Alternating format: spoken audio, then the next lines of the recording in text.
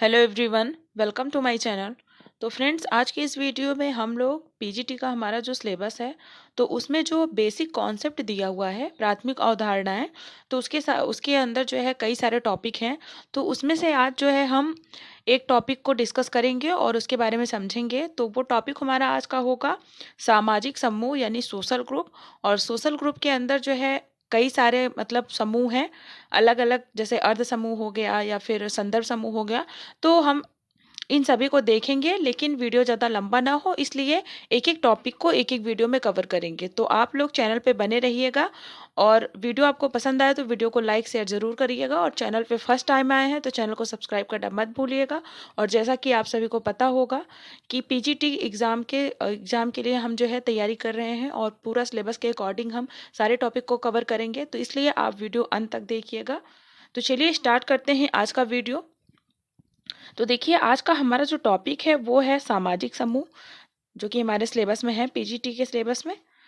तो सामाजिक समूह के अंदर बहुत सारे टॉपिक हैं, तो हम एक एक करके देखेंगे। अभी देखते हैं सबसे पहले कि सामाजिक समूह क्या है।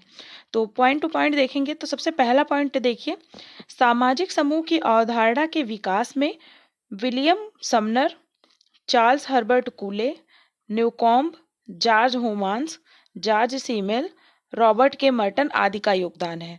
तो सामाजिक समूह के बारे में जो है किसका किसका विचार है, किसने किसने बताया है, तो इतने सारे थिंकर हैं, इनका जो है योगदान सामाजिक समूह के समूह में है। आगे देखते हैं। आगे देखिए, परिभाषाएं दी हुई हैं और परिभाषाएं बहुत ज़्यादा आती हैं एग्जाम में, पीजीटी के एग्जाम में खास करके।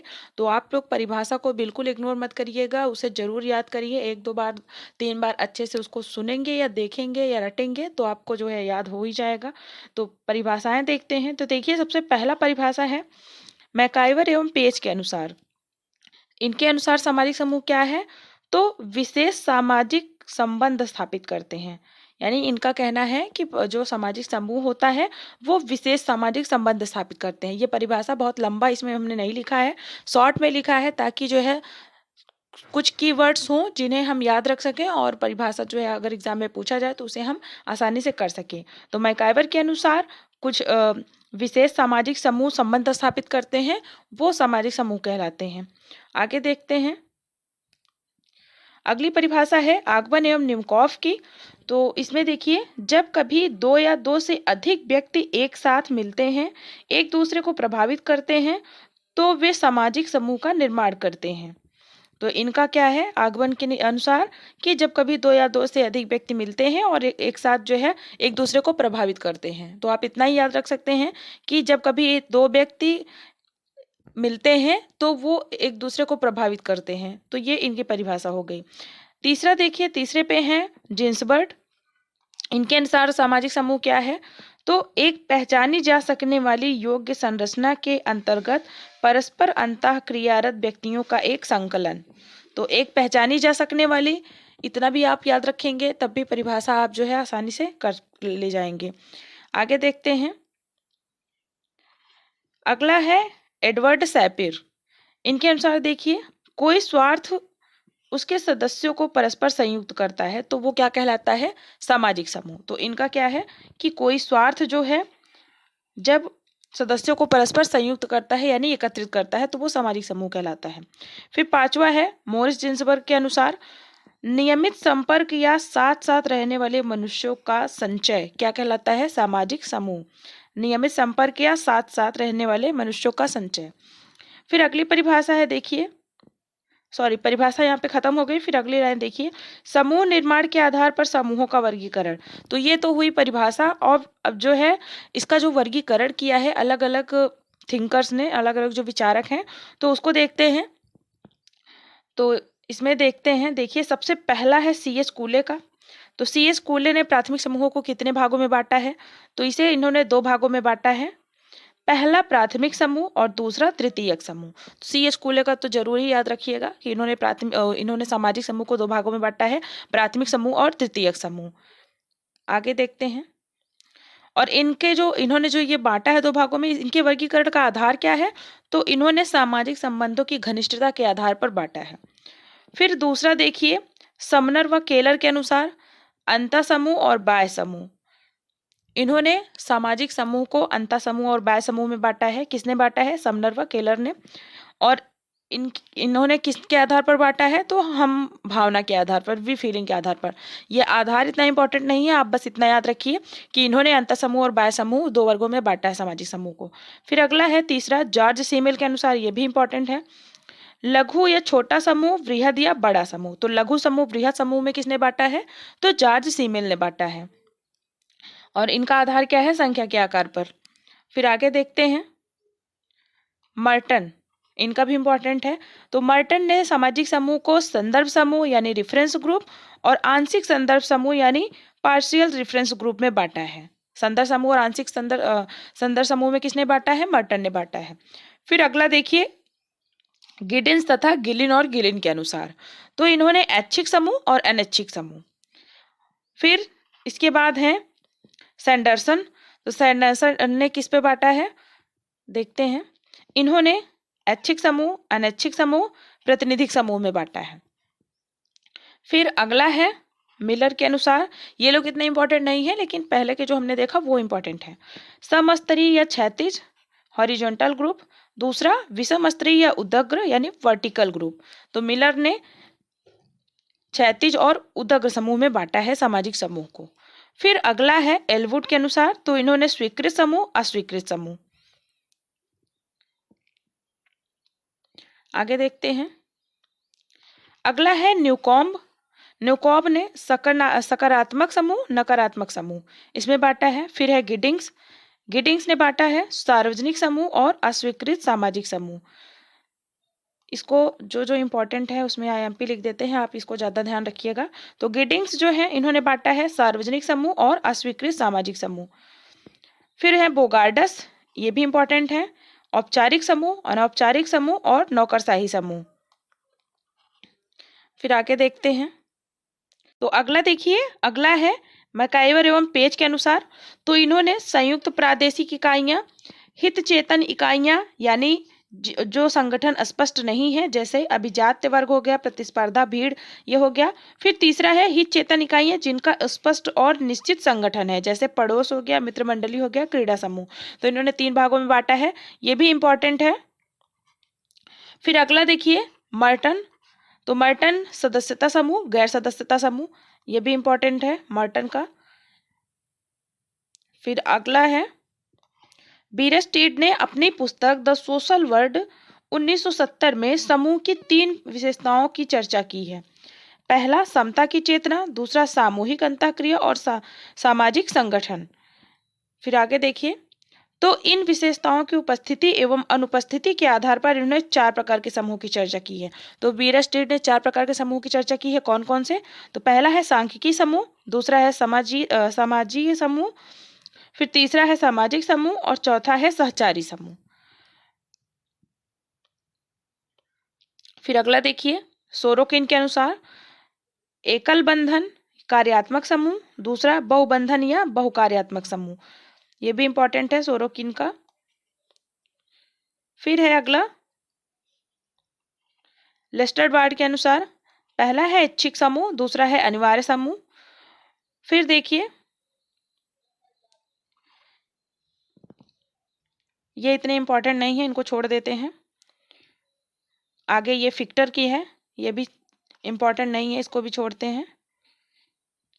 अब देखिए अगला पॉइंट क्या है कि सदस्यों की संख्या के आधार पर मैकाइवर एवं पेज ने राष्ट्र एवं प्रांत जैसे बड़े समूहों का उल्लेख किया है।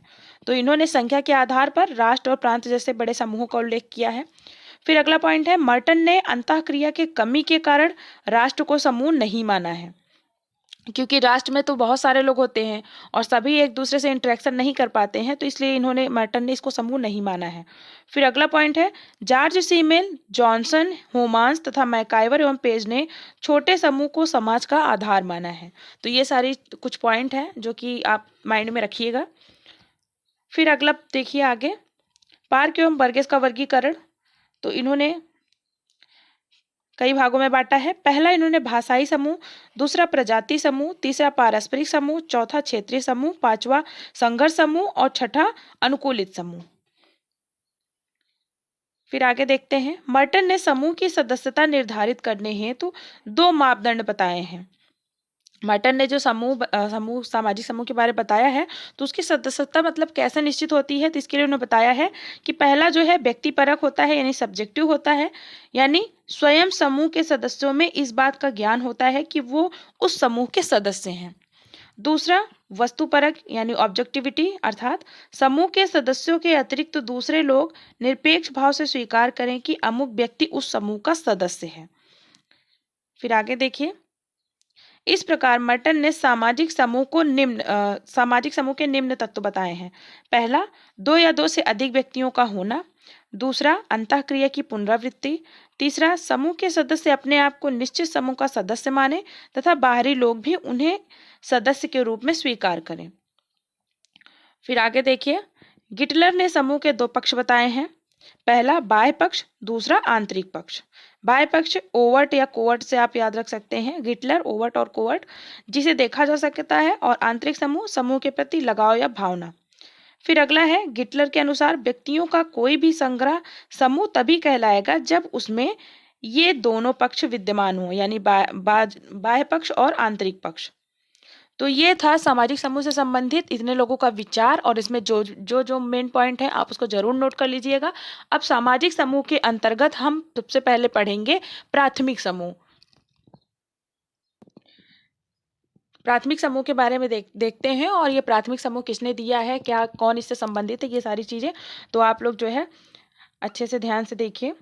तो देखिए, सबसे पहला पॉइंट है, चार्ल्स कूले ने अपनी पुस्तक सोशल ऑर्गेनाइजेशन 1909 में सर्वप्रथम प्राथमिक समूह की अवधारणा प्रस्तुत की। तो सबसे पहले प्राथमिक समूह की अवधारणा किसने दिया, चार्ल्स कूले ने दिया। कब दिया, 1909 में। इनकी पुस्तक थी सोशल ऑर्गेनाइजेशन, इसी पुस्तक में इन्होंने दिया। फिर अगला पॉइंट है, कूले ने उन समूहों को प्राथमिक कहा जो एक दूसरे से प्रत्यक्ष संपर्क तथा अपने सामने के घनिष्ठ संबंधों द्वारा संबंधित होते हैं। तो कूले के अनुसार प्राथमिक समूह कौन से हैं, जिनमें प्रत्यक्ष संबंध होता है, यानी आमने सामने का संबंध होता है।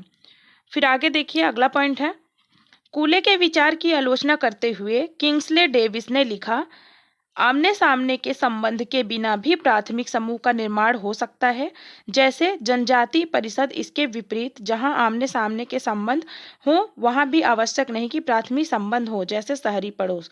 तो किंग्सले डेविस ने जो है इनकी आलोचना की और कहा कि ऐसे भी समूह है जहां पे आमने सामने यानी प्रत्यक्ष संबंध नहीं होता है, तब भी वो सामाजिक समूह माने जाते हैं। उन्होंने उदाहरण दिया, जैसे कि जनजाति परिषद हो गया, और इसके अलावा ऐसा भी होता है कि जहाँ पे आमने सामने का संबंध होते हुए भी वहाँ पे जो है सामाजिक समूह नहीं होता है, जैसे कि शहरी पड़ोस, यानी शहर में लोग एक दूसरे के आमने सामने भी रहते हैं, लेकिन एक दूसरे से मतलब ऐसा जरूरी नहीं है कि संबंध रखें ही।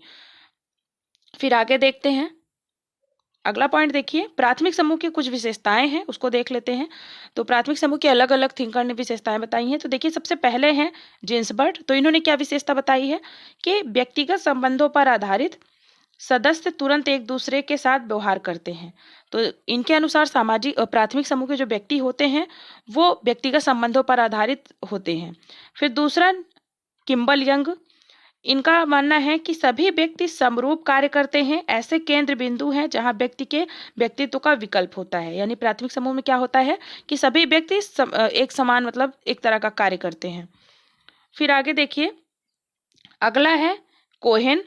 तो इनका मानना है कि प्रकृति वस्तुतः स्थायी होती है, छोटी होती है, आमने सामने के घनिष्ठ संबंध होता है। यानी जो प्राथमिक समूह होता है उसकी प्रकृति कैसे होती है, स्थायी होती है, परमानेंट, वहां पे लोग रहते हैं, और छोटे होते हैं, और उनमें आमने सामने के घनिष्ठ संबंध भी पाए जाते हैं, जैसे गांवों में होता है।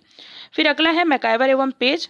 तो इनका मानना है कि सामाजिक समूह जो है सामाजिक संरचना की इकाई कोशिका है। यानी जो प्राथमिक समूह है वो क्या है, सामाजिक संरचना की इकाई कोशिका इन्होंने माना है प्राथमिक समूह को। तो ये हो गया।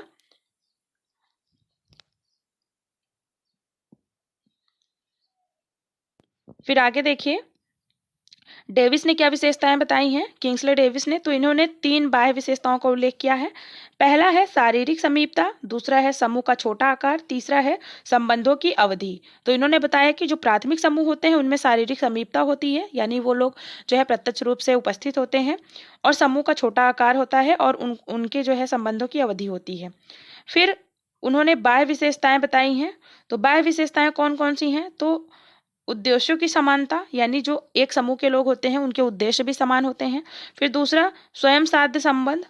फिर उसके बाद तीसरा है वैयक्तिक संबंध। चौथा संबंधों की संपूर्णता। पांचवा संबंधों का स्वतः विकास। छठा है सामाजिक नियंत्रण के प्रभावशाली अभिकरण। और चौथा है हम की भावना, यानी जो एक प्राथमिक समूह होता है उसमें हम की भावना होती है और इनमें जो सामाजिक नियंत्रण का तरीका होता है वो प्रभावशाली होता है और इनके संबंधों का स्वतः विकास होता है, यानी ये जानबूझ करके नहीं बनाते हैं। एक समूह के लोग एक जगह रहते रहते उनमें जो है स्वतः उसका विकास हो जाता है। फिर आगे देखिए प्राथमिक समूहों के कुछ उदाहरण। तो प्राथमिक समूह किसे किसे माना जाएगा उसे देखते हैं। तो देखिए C.H. कूले के अनुसार कौन कौन से प्राथमिक समूह इन्होंने माना था, ये बहुत ज़्यादा इंपॉर्टेंट है क्योंकि इन्होंने ही सामाजिक प्राथमिक समूह की अवधारणा दी थी। तो कूले के अनुसार जो प्राथमिक समूह के कुछ उदाहरण हैं, तो पहला इन्होंने परिवार बताया था, दूसरा बताया था बच्चों का क्रीड़ा समूह, तीसरा बताया था पड़ोस। तो परिवार, पड़ोस और बच्चों का क्रीड़ा समूह ये प्राथमिक समूह माना था C.H. कूले ने। फिर आगे देखिए किंग्सले डेविस के अनुसार। तो किंग्सले डेविस ने परिवार, क्रीड़ा समूह, पड़ोस, कार्य करने वाले समूह, इन्होंने 4 उदाहरण दिए थे कि ऐसे लोगों को प्राथमिक समूह कहा जा सकता है। फिर अगले हैं मैकाइवर एवं पेज के अनुसार। तो देखिए इनके अनुसार इन्होंने 8 से 9 बताए थे। तो देखते हैं, देखिए पहला इन्होंने परिवार को माना है प्राथमिक समूह। दूसरा इन्होंने खेल कूद का समूह। तीसरा मित्रों का समूह। चौथा गपशप समूह। पांचवा साझेदारी। छठवां स्थानीय भाईचारा। सातवां अध्ययन समूह। आठवां गैंग और नौवां जनजाति परिषद। तो इन्होंने इतने को प्राथमिक समूह माना है, आपको इसे ध्यान में रखना है। अब देखिए ये तो हो गया कि जो उदाहरण है प्राथमिक समूह के। अब आगे है प्राथमिक समूहों का महत्व, यानी प्राथमिक समूह जो प्राइमरी ग्रुप है इसका क्या महत्व है। तो सबसे पहला पॉइंट देखिए, कूले ने प्राथमिक समूह के 2 अर्थों में महत्वपूर्ण माना है। C.H. कूले ने प्राथमिक समूह के 2 महत्वपूर्ण अर्थ बताए हैं। पहला, एक तो ये व्यक्ति की सामाजिक प्रकृति एवं आदर्शों के निर्माण में मौलिक होता है। दूसरे ये सामाजिक नियंत्रण में महत्वपूर्ण भूमिका निभाते हैं। तो जो प्राथमिक समूह होता है वो सामाजिक नियंत्रण में महत्वपूर्ण भूमिका निभाता है। और पहला इन्होंने क्या बताया कि व्यक्ति की सामाजिक प्रकृति एवं आदर्शों के निर्माण में भी मौलिक होते हैं। फिर अगला पॉइंट देखिए, पार्सन्स ने कहा हमारी मानवीकरण की प्रक्रिया प्राथमिक समूहों में होती है। यानी अगर कोई भी व्यक्ति इस दुनिया में पैदा होता है, समाज में पैदा होता है, तो उसका जो सामाजिकरण होता है तो कहीं न कहीं वो कहाँ से स्टार्ट होता है, तो उसके जो प्राथमिक समूह होते हैं उन्हीं के बीच स्टार्ट होता है। तो इसलिए इनका मानना है कि हमारी जो मानवीकरण की प्रक्रिया होती है वो प्राथमिक समूहों में होती है, जैसे परिवार हो गया, पड़ोस हो गया, तो ये सारी चीज़ें। फिर आगे देखिए सेल्स, इनका मानना है जब बड़े व्यापारिक समूहों में प्राथमिक समूह बन जाते हैं तो उससे कार्य करने की क्षमता पर सकारात्मक प्रभाव पड़ता है, यह इनका मानना है। फिर अगला है किम्बल यंग। तो इनके अनुसार देखिए प्राथमिक समूह जो है वो मौलिक मानव संघों के प्रतिनिधि हैं। फिर आगे है स्टीवर्ट एवं गिलिन, प्राथमिक समूह वास्तव में भावनात्मक मानसिक सुरक्षा होती है। इनका क्या मानना है कि जो प्राथमिक समूह होता है उससे भावनात्मक मानसिक सुरक्षा होती है। फिर अगला है कोजर व रोजनबर्ग ने भाई भतीजावाद, पक्षपात तथा धन के एकत्रीकरण को प्राथमिक समूहों का दुष्प्रकार्य बताया है। तो ये हो गया प्राथमिक समूह। अब आगे देखिए द्वितीयक समूह के बारे में। तो द्वितीयक समूह के बारे में सेकेंडरी ग्रुप, इसमें जो है क्या है, तो देखिए पहला पॉइंट, चार्ल्स कूले ने केवल प्राथमिक समूह की अवधारणा दी थी। तो द्वितीयक समूह की अवधारणा चार्ल्स कूले ने नहीं दी थी, केवल जो है इन्होंने प्राथमिक अवधारणा दी थी। फिर दूसरा पॉइंट है George C Homans, Kingsley Davis, Robert Redfield आदि ने द्वितीयक समूह की अवधारणा पर प्रकाश डाला है। तो इन सब ने मिलकर के जो है द्वितीयक समूह की बात की है। किसने? George C Homans, Kingsley Davis और रॉबर्ट बीयरस्टीड ने। फिर आगे देखिए किंग्सले डेविस एवं बीयरस्टीड ने द्वितीयक समूह को परिभाषित करने के लिए नकारात्मक दृष्टिकोण अपनाया, यानी इनका जो दृष्टिकोण है वो नकारात्मक है। फिर आगे है वस्तुतः जो समूह प्राथमिक नहीं है उन्हें समाजशास्त्रियों ने द्वितीयक कहा है, यानी जो जो समूह प्राथमिक में आते हैं उसके अलावा जितने भी बचते हैं उसे द्वितीयक में रखा जा सकता है। फिर है द्वितीयक समूह सभ्य एवं जटिल समाजों की विशेषता है, यानी शहरों की विशेषता है द्वितीयक समूह। घनिष्ठता एवं अपनेपन का अभाव पाया जाता है। तो जैसे इसमें प्रत्यक्ष आमने सामने का संबंध होता है, तृतीयक समूह में क्या होता है, ऐसा नहीं होता है, इसमें घनिष्ठता का अभाव पाया जाता है। फिर आगे देखिए, डेविड रिजमैन ने कहा, व्यक्ति भीड़ में भी अकेला महसूस करता है क्योंकि वो समूह में रहकर भी अपने संसार में खोया रहता है। यानी ये द्वितीयक समूह की बात करते हैं कि द्वितीयक समूह में क्या होता है कि बहुत भीड़ भड़ाके में इंसान है, फिर भी वो अपने आप को अकेला महसूस करता है, तो वहां पे द्वितीयक संबंध पाए जाते हैं, द्वितीयक समूह। अब द्वितीयक समूह की कुछ परिभाषाएं हैं, उसको देखिए। तो देखिए, सबसे पहली परिभाषा है किंग्सले डेविस की। तो इनके अनुसार प्राथमिक समूहों के विपरीत, यानी प्राथमिक समूहों के विपरीत जो समूह है वो द्वितीयक समूह है। फिर दूसरा है वीरस्टीर, वे सभी द्वितीयक समूह हैं जो प्राथमिक नहीं है, यह इनकी परिभाषा है। फिर तीसरा है चार्ल्स कूले, जिसमें घनिष्ठता का पूर्णतः अभाव पाया जाता है। तो ये चार्ल्स कूले के अनुसार है द्वितीयक समूह जिसमें घनिष्ठता का अभाव पाया जाता है। फिर अगला है आगमन एवं निम्कॉफ के अनुसार, जिन समूहों में घनिष्ठता का अभाव अनुभव होता है। सबने वही बात कही है, बस घुमा घुमा के बोला है। फिर अगला है रॉबर्टसन के अनुसार, द्वितीयक समूह छोटे या बड़े हो सकते हैं, बिना किसी भावनात्मक निष्ठा के अंतःक्रिया करते हैं। फिर अगला पॉइंट है, चार्ल्स कोले ने अपनी पुस्तक इंट्रोडक्टरी सोशियोलॉजी में द्वितीयक समूहों को प्राथमिक समूह से भिन्न विशेषताओं वाला समूह बताया है। तो ये भी पॉइंट इंपॉर्टेंट है। फिर आगे देखिए, द्वितीयक समूह के कुछ उदाहरण हैं, यानी द्वितीयक समूह किसे कहेंगे। तो देखिए, पहला हो गया नगरीय पड़ोस, यानी शहरों में जो पड़ोसी होते हैं वो द्वितीयक समूह में आते हैं। फिर है प्रजातियां, अगला है भीड़, फिर है राजनीतिक दल, व्यापार संगठन, सेना, मजदूर संगठन, उसके बाद है संघ, फिर अगला है विश्वविद्यालय कॉलेज, फिर है राष्ट्र, और अगला है रोटरी क्लब। तो ये सारे सेकेंडरी ग्रुप में आते हैं। अब अगला पॉइंट है, प्राथमिक एवं द्वितीयक समूह की अवधारणा की तुलना सैद्धांतिक स्तर पर टॉनिज, जो जर्मन समाजशास्त्री के जेमेंसॉफ्ट एवं गैसेलसॉफ्ट से की जा सकती है। यानी टॉनिज ने जो अपना दिया है जेमेंसॉफ्ट और गैसेलसॉफ्ट, तो इसकी तुलना प्राथमिक समूह और द्वितीयक समूह से की जा सकती है, जिसका अर्थ क्रमशः समुदाय एवं समाज होता है।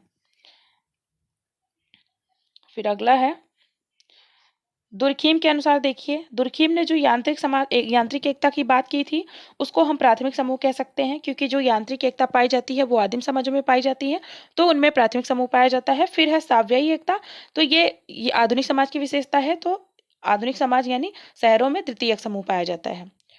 फिर आगे देखिए, सोरोकिन का पारिवारिक संबंध प्राथमिक और संविदात्मक संबंध द्वितीयक।